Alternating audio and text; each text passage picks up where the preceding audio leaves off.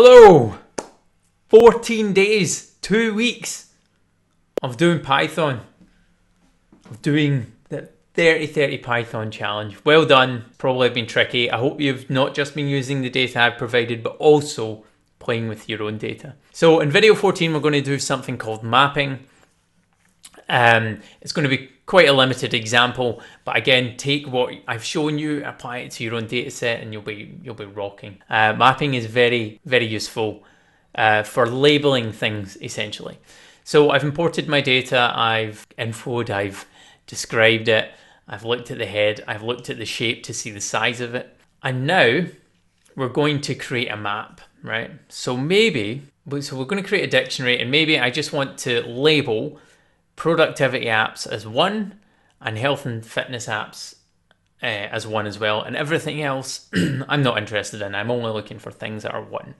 So to do that, we create a dictionary just like that. So curly brackets in that kind of format, separate them with a comma.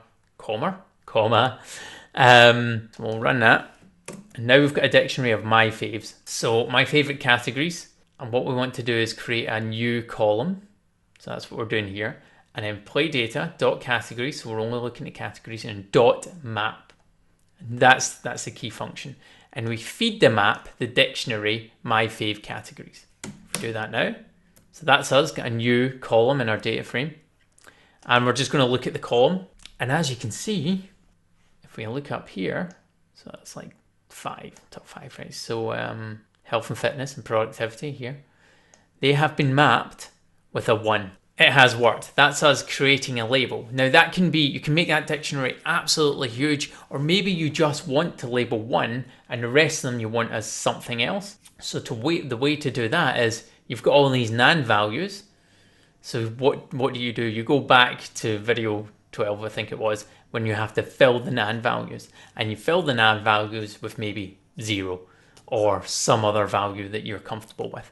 But that's how you create a map. That's how you would label data quite quickly. Hopefully that was well, it was definitely short, but it will be useful in the future. It's definitely useful for me.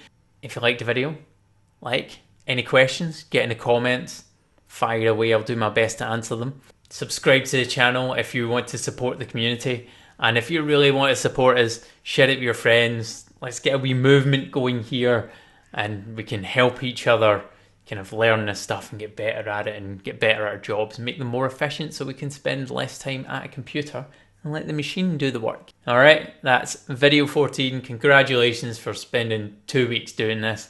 I know it's not easy.